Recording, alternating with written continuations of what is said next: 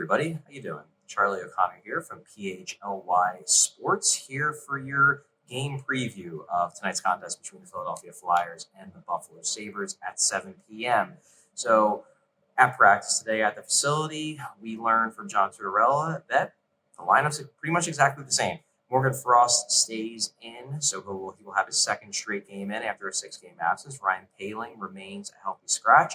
Carter Hart, again, the starting goalie. Presumably, Hart will get one of the next 2 games.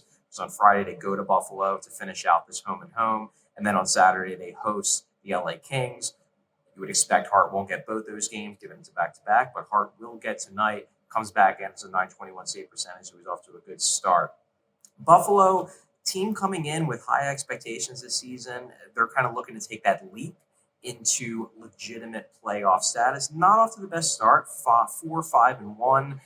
Underlying metrics not great so far. 49% expected goal share at 5-on-5. However, they seem like they might be turning it around. They lost a really tight game late last week to the Devils, obviously a top-tier contender.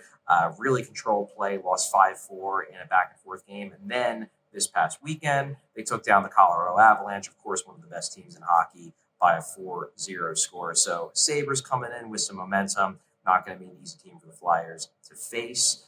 Today was just an optional skate, so only 6 forwards, only 4 defensemen, the 2 goalies out there. But we did talk to John Tortorella before the practice, actually. He spoke to us just before practice began. And keep an eye out on allphly.com. I will have a piece really diving into the weeds on this, but Tortorella made it clear that he wants this Flyers team to be taking more risks. He wants them to be playing a more fast-paced, controlled entry, attack with the puck on the rush type of game. He's easing up on the reins a little bit, maybe not going to be as defensive. So I'll have a piece coming on that in the next couple days, possibly as soon as tomorrow, really going into the details. But keep an eye out for that watching this game. The Flyers against the Hurricanes, I think they really did a good job in the third period of playing a more fast-paced, high-octane style. See if they do the same thing against Buffalo. So, tune in.